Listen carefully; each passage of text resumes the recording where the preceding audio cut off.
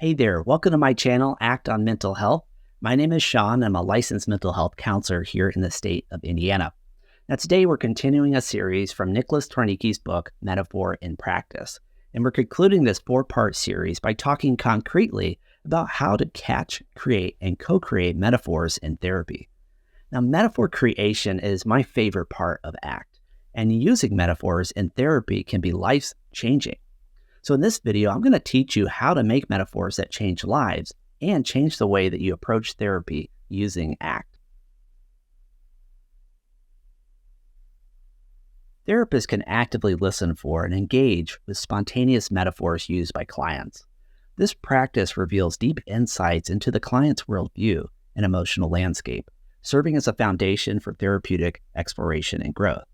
So let's walk through an example for a client we'll name Cindy, whose presenting problem is social anxiety. When discussing her tendency to be quiet in small or large groups, yet friendly and outgoing one-on-one, Cindy says this: "I feel like an ant." The therapist says, "What type of ant?" Now let's explore how these principles can be applied step by step with the metaphor of feeling like an ant in social situations.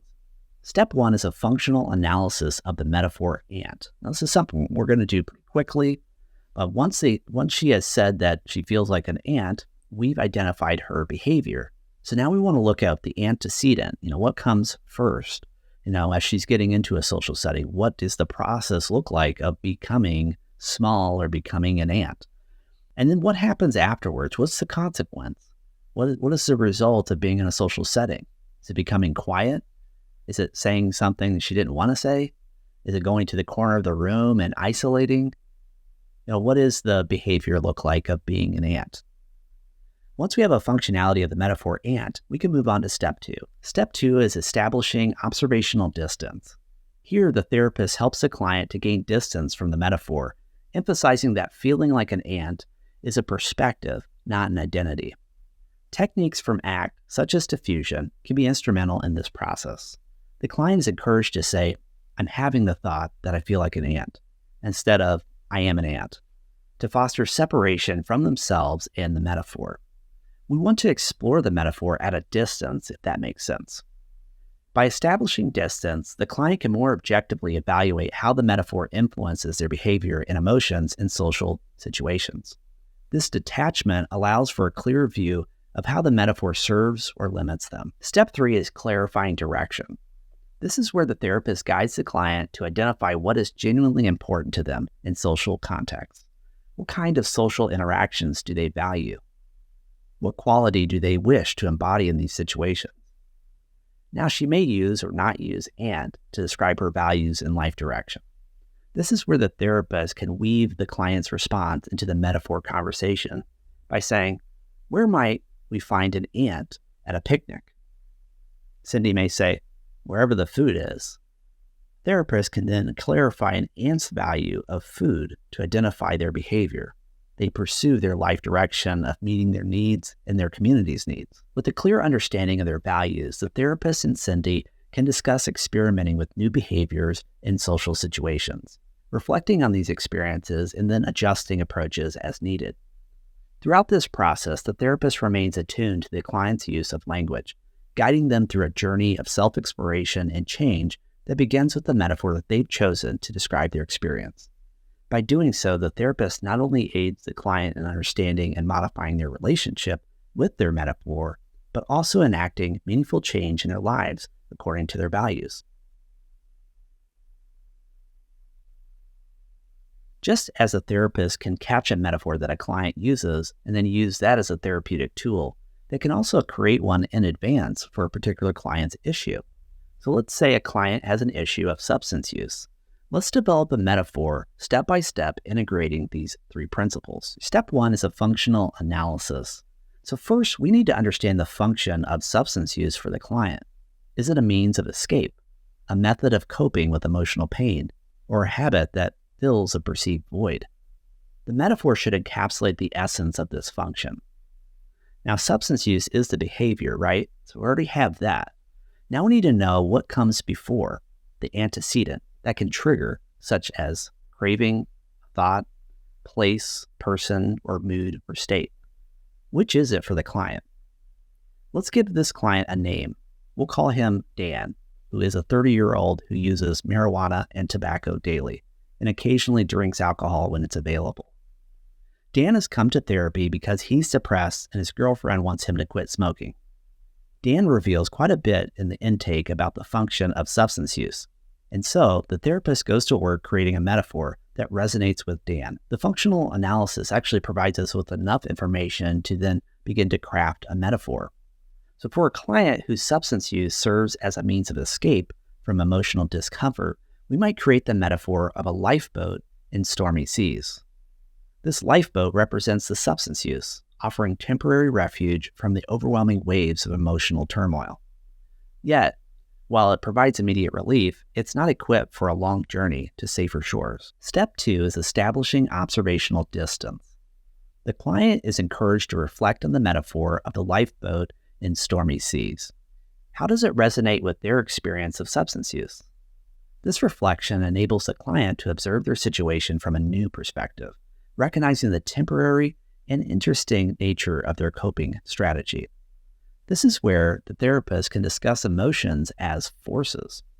Now, this is a primary metaphor that sees emotions as forces that are often powerful, uncontrollable, and that change internal landscapes. By conceptualizing their substance use as a lifeboat, their emotions as disturbed waters, the client can start to see their behavior as separate from their identity. This separation facilitates a critical examination of their substance use, fostering insights into its functionality and limitations. Step 3 is clarifying direction. Now, safety is often the first goal in treating substance use. So using the metaphor of a lifeboat, what does a safer shore look like for the client? This involves identifying values, goals, and the kind of life that they wish to lead beyond the grasp of substance use. The safer shore might represent a life of meaningful connections, such as his girlfriend, emotional resilience, and fulfilling activities. The metaphor evolves to include not just a lifeboat, but also the navigational effort needed to reach the safer shore. This may involve developing new coping skills, building support systems, and engaging in activities that align with their values and aspirations. The client is encouraged to consider what skills and resources they need to navigate the stormy seas safely and how they can begin acquiring them. By creating the lifeboat and stormy seas metaphor, the therapist provides a powerful, illustrative tool that captures the essence of a client's struggle with substance use. It highlights the temporary safety substance use provides and underscores the need for a more sustainable solution. Through this metaphor, the therapist and client can collaboratively explore the complexities of dependence, the ambivalence towards change, and the habits that sustain substance use, all while charting a course toward a more fulfilling life. So we've talked about how to catch metaphors, how to create metaphors in advance. Let's talk about co-creating metaphors through collaboration. So therapists and clients can develop powerful, personalized metaphors using collaboration. When co-creating metaphors, we're going to start by engaging the client's interests. So for this client, we'll name Scott, a 13-year-old, and he's struggling with school with grades. He's on ADHD medication, but cannot seem to focus in class or follow through with assignments. The school is pressuring his parents to do more to help Scott bring up his grades. As Scott shares his difficulty with task initiation, motivation for school, distractibility, and the strong allure of video games, particularly World of Tanks, the therapist picks up on this detail. Recognizing an opportunity for deeper connection and metaphor development, the therapist inquires about Scott's experience playing World of Tanks, focusing on the aspects that he finds most engaging. Scott explains how in World of Tank, he controls a tank from a command center, making strategic decisions, focusing on objectives, and occasionally getting lost in the game for hours because he's having so much fun. Step 1 is a functional analysis through the lens of World of Tanks. Now, Scott resonates with the idea of being in a command center controlling a tank. So this metaphor naturally mirrors his daily struggles, the need to manage tasks and missions, handling distractions, the enemy fire, and maintaining focus on objectives. ADHD often limits much of a person's executive functioning in most areas of life, but I find it's helpful to highlight the exceptions to this. For many teens and adults, They could play video games for hours with tremendous focus, so using this as a target metaphor will keep the client engaged in the therapeutic process. ADHD is the diagnosis, but in this case, it's also the behavior in our functional analysis. The antecedent is whatever came before the distraction, and consequence is whatever happened afterwards, usually not completing the assignment or staying on task. The therapist and client explore how managing a tank in a game requires prioritization, quick decision-making, and strategic focus, similar to managing life's tasks with ADHD. They discuss how distractions can lead to missed objectives, mirroring ADHD's impact on life goals. So we're actually kind of filling out two functional analyses here. We have the behavior in the game and in life, as well as the antecedent in the game and in life, and the consequence in the game and in life. And this will help us to bridge that gap between what the client really enjoys doing and then what's happening in his day-to-day at school. Step 2 is establishing observational distance with World of Tanks. Discussing the game allows the client to step back and see their ADHD symptoms as manageable challenges within the game's context. It's less threatening. It doesn't feel as invasive when they can see it in the game that they enjoy. They begin to understand their behaviors as strategies within the game, some effective and some not. By comparing their ADHD challenges to game strategies, the client gains a clearer, less judgmental view of their struggles. This observational distance helps in recognizing patterns of their behavior and their effects. Step 3 is clarifying direction with strategic gameplay. The therapist asks the client to identify strategies that lead to success in World of Tanks. How can these strategies be adapted to real-life tasks and challenges? Now, Scott may have a good answer to the game strategies, but come up with nothing for life strategies. Remember, he's 13 years old. Together, however, they can develop strategies inspired by the game. For example, setting clear objectives for the day, missions, or a task list, scheduling breaks or rewards for task completions, such as power-ups in the game, and using tools to minimize distractions, tactical maneuvers. This collaborative metaphor not only personalizes the therapeutic process, but also empowers the client by using a familiar and engaging context. It transforms the client's understanding of their ADHD, viewing it not as a series of obstacles, but as a landscape of strategic challenge to be navigated with skill and awareness from their command center.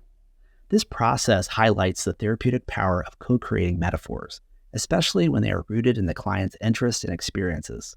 It turns therapy into a dynamic and creative dialogue, fostering engagement, insight, and motivation for change. Metaphor creation changes lives in large part because they meet the client where they are and take them to a place that they didn't think was possible. Metaphors provide new insight and new experiences without leaving the therapy room.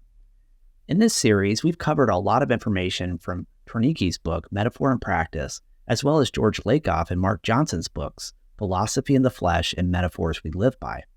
In this series, we learned about how every metaphor in therapy has a source based on the client's experience, as well as a target based in metaphor that reflects the client's experience.